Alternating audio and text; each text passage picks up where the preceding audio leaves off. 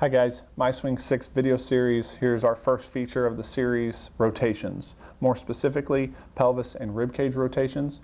As you can see, I'm in the software. We've got a 34-year-old female loaded up here.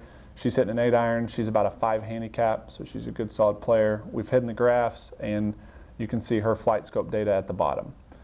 We'll open up the settings. Here you can see all the rotations that we give, but for the MySwing 6 series, we're focusing mainly on pelvis and ribcage rotation. Couple of notes. O equals open, open in relationship to the target. C is closed or closed in relationship to the target. So how do we use these rotations? First, we can use the rotations at address for setup angles. So as you can see, her ribcage and her pelvis are aligned very similarly, both slightly open in relationship to her target. Okay, now we'll scroll it back about halfway. You can see she's already rotating quite a bit. Her pelvis is already at 44 degrees closed in relationship to the target, and her ribcage is 78 degrees closed. And we go to the top.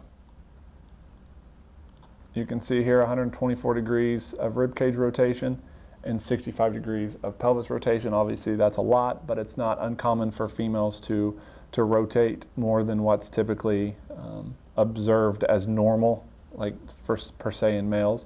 The 45-90, those 45-90 numbers, 45 pelvis, 90 ribcage numbers, you can often throw them out with females as they are more flexible.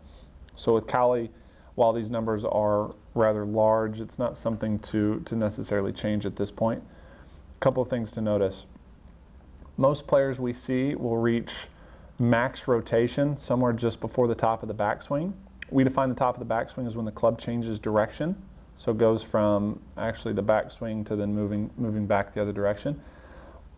Again, a lot of times we'll see max rotation stop here and the hips will start to unwind before the club stops. But with Callie, she gets all the way to the top of the backswing before she starts to change direction. So her ribcage and pelvis change direction exactly when the club does. So there could be a sequencing issue there to take a look at.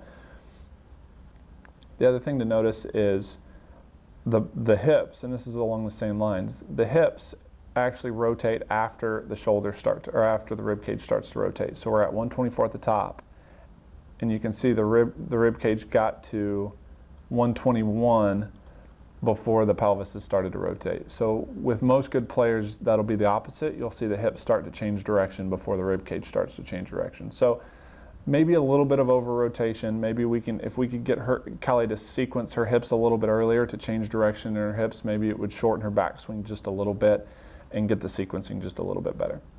Okay, we'll continue down.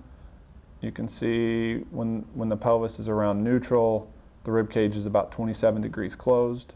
And when the ribcage is about neutral, the pelvis is about 22, 23 degrees open, which is right about impact. We'll continue on to impact, and you can see our impact numbers. Again, those are all fairly normal inside the range.